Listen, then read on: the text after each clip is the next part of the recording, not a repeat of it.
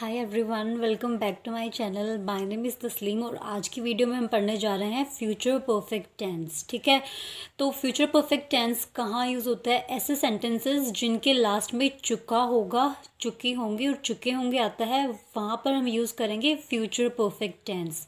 तो ऐसा काम जो हमारे आगे आने वाले टाइम में कोई एक फिक्स टाइम में कंप्लीट होगा, उस केस में हम यूज़ करते हैं फ्यूचर परफेक्ट टेंस। ठीक है, फ्यूचर परफेक्ट टेंस है वो फ्यूचर टेंस का थर्ड पार्ट है। हम फ्यूचर का सिंपल और कंटिन्यूअस टेंस पढ़ चुके हैं। ठीक है, जैसे वो शाम तक घर पहुंच गए होंगे, तो इस सेंटेंस में क्या है कि अब शाम को, आने वाले शाम को वो क्या घर पर पहुंच गए होंगे या पहुंच चुके होंगे। तो ऐसे सेंटेंस में हम यूज़ करेंगे फ्यूचर परफेक्ट टेंस।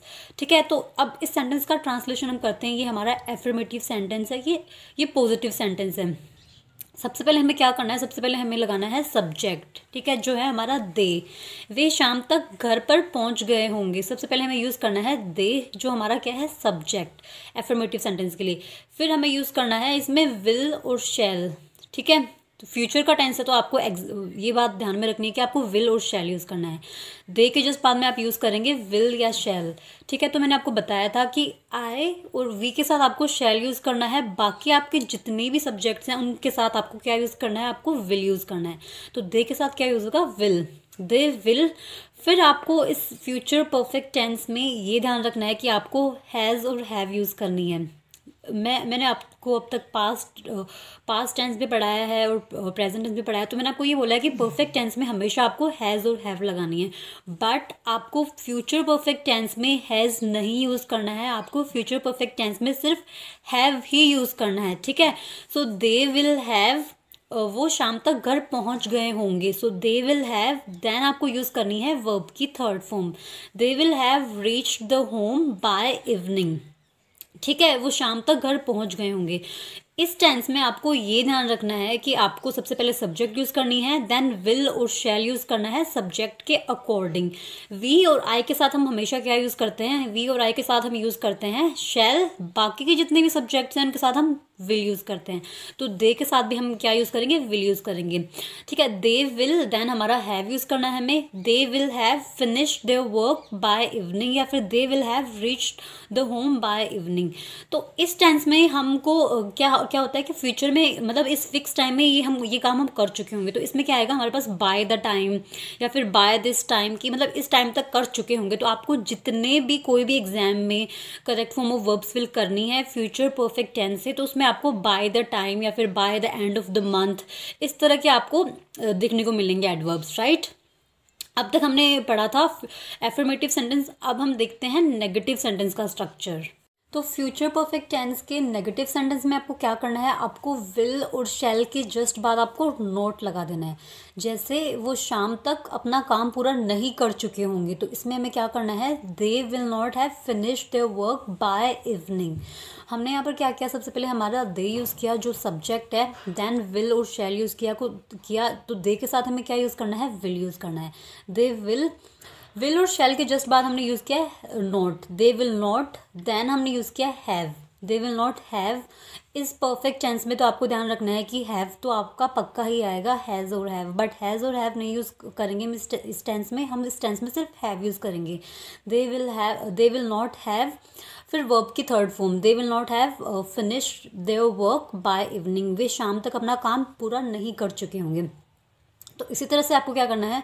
आपको इंट्रोगेटिव सेंटेंस बनाना है जिसमें हम क्वेश्चंस पूछते हैं। ठीक है, तो क्या वे शाम तक अपना काम कर चुके होंगे? तो इसमें आपको क्या करना है? जो विल और शैल है वो आगे लगा देना है, देन हमारा सब्जेक्ट, देन हमारी वर्ब की हैव, एंड देन वर्ब की third form, and then object. जैसे क्या वे शाम तक अपना काम कर चुके होंगे, तो इसमें क्या करना है हमें? Will they have finished their work by evening. सबसे पहले हमने यूज़ किया विल और शैल। सबसे पहले जब हम क्वेश्चंस पूछते हैं तो हमें हेल्पिंग वर्ब को आगे लगा देनी है। ठीक है, सबसे पहले हमने विल और शैल यूज़ किया, देन हमने सब्जेक्ट यूज़ किया, देन सब्जेक्ट के जस्ट बाद हमें हैव यूज़ करना है।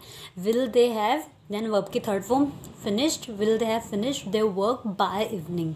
ठीक है, तो मैंने आपको बताया था कि जो इंट्रोगेटिव सेंटेंसेस हैं इनकी दो टाइप्स होते हैं। एक ऐसा सेंटेंस जिसमें मैं आपसे येस और जिसमें मुझे आंसर येस या नो में मिले। जैसे क्या वे अपना काम शाम तक कर चुके होंगे कंप्लीट, तो इसमें आप मुझे क्या बोलोगे, हाँ कर चुके होंगे, फिर ना नहीं कर चुके होंगे।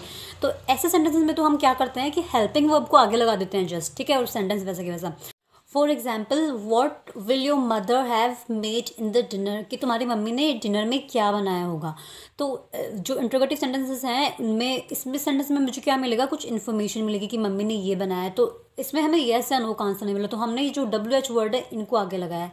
तो इंट्रोगेटिव सेंटेंसेस दो तरह के होते हैं, एक में जिसमें हमें येस या नो में आंसर मिले उसमें हमें हेल्पिंग वर्ब आगे लगानी है, और जिस सेंटेंस में हमें कोई इन्फॉर्मेशन मिले उसमें हमें WH वर्ड यूज़ करना है आगे, ठीक है, और उसी के अकॉर्डिंग हमें नाउन यूज़ करनी है, और सेम जो स्ट्रक्चर है वो इंट्रोगेटिव सेंटेंस की तरह रहेगा। तो अब हम बात करते हैं फोर्थ टाइप ऑफ सेंटेंस जो है इंट्रोगेटिव नेगेटिव, जिसमें क्वेश्चंस भी पूछा जाए बट नेगेटिव सेंस में, ठीक है। जैसे will they not have finish their work by evening, क्या वो शाम तक अपना काम पूरा नहीं कर चुके होंगे।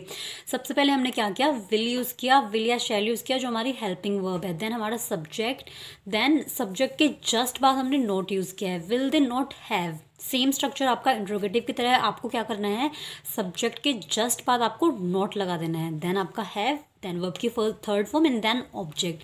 Will they not have finish their work by evening, क्या शाम तक वो अपना काम पूरा नहीं कर चुके होंगे। इस तरह से हमने जो फ्यूचर परफेक्ट टेंस के हमने चारों सेंटेंसेस देख लिए हैं। इस टेंस में आपको सिर्फ इतना ही ध्यान रखना है कि आपको इसमें हैज़ यूज़ नहीं करना है। हम हर परफेक्ट टेंस में हैज़ यूज़ करते हैं, बट इस परफेक्ट टेंस में आपको सिर्फ हैव यूज़ करना है। और विल और शैल कहाँ पर यूज़ करना है, आपको जो शैल है वो आपको आई और वी के साथ यूज़ करना है सिर्फ, और बाकी जो विल है वो आपके सारे सब्जेक्ट के साथ यूज़ करेंगे आप, राइट। बट इस टेंस में आपको एक बात और ध्यान में रखनी है।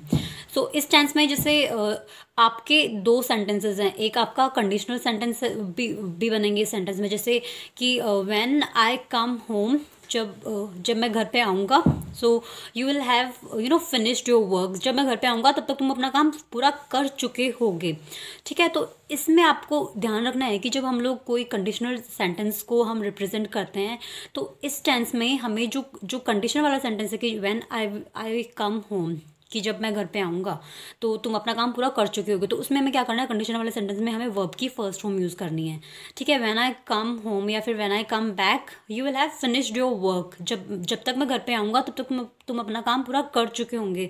तो इस सेंटेंस में आपके जितने भी कंडीशंस के जो भी सेंटेंसेस हैं उसमें आपका जो कंडीशनल सेंटेंस है उसमें फर्स्ट सेंटेंस में आपको क्या यूज़ करना है, आपको प्रेजेंट सिंपल टेंस की फॉर्म यूज़ करनी है। प्रेजेंट सिंपल टेंस की फॉर्म क्या होती है, सब्जेक्ट के साथ वर्ब की फर्स्ट फॉर्म सिर्फ, ठीक है। और अब आए तो हमारा क्या है, प्लूरल सब्जेक्ट है, तो आई के साथ मैंने क्या यूज़ किया, व्हेन आई कम होम, कि जब मैं घर पे आऊँगी।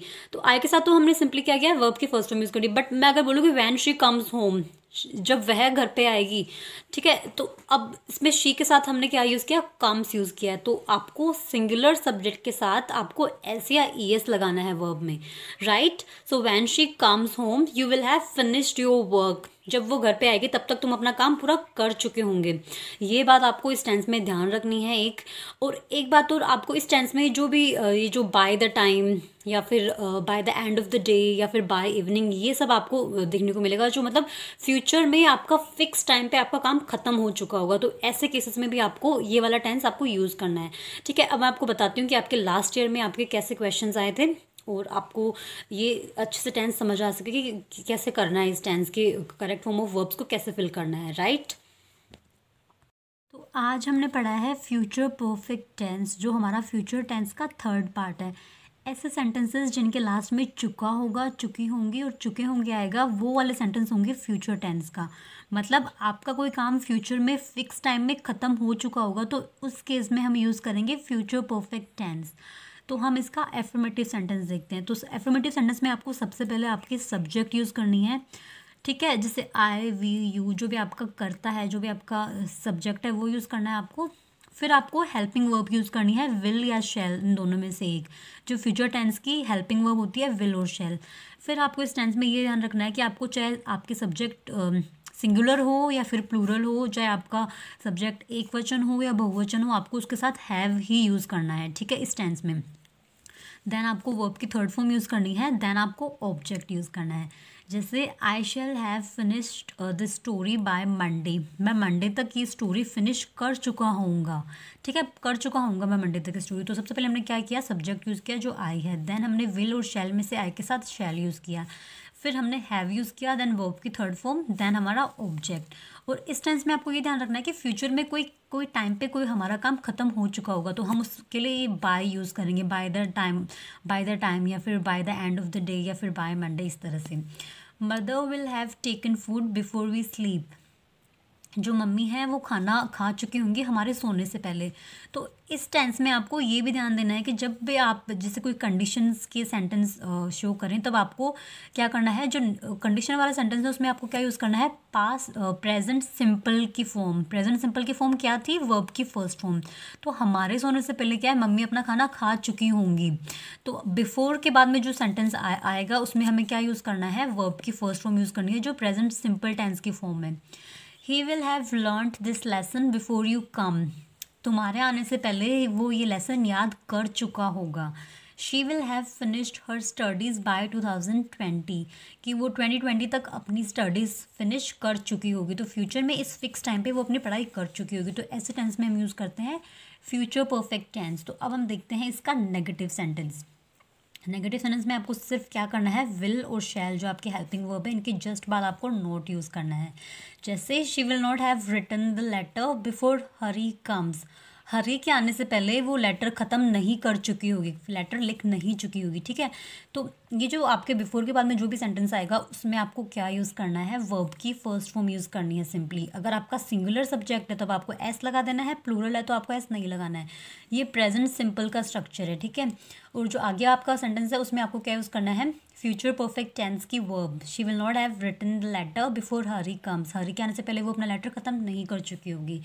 The child will not have drunk milk before he स्लीप्स, उसके सोने से पहले जो बच्चा है वो मिल्क ख़त्म नहीं कर चुका होगा, मिल्क नहीं पी चुका होगा। ड्रंक जो है ड्रिंक की थर्ड फॉर्म है, ड्रिंक, ड्रैंक, ड्रंक। सो ड्रंक है ड्रिंक की थर्ड फॉर्म है।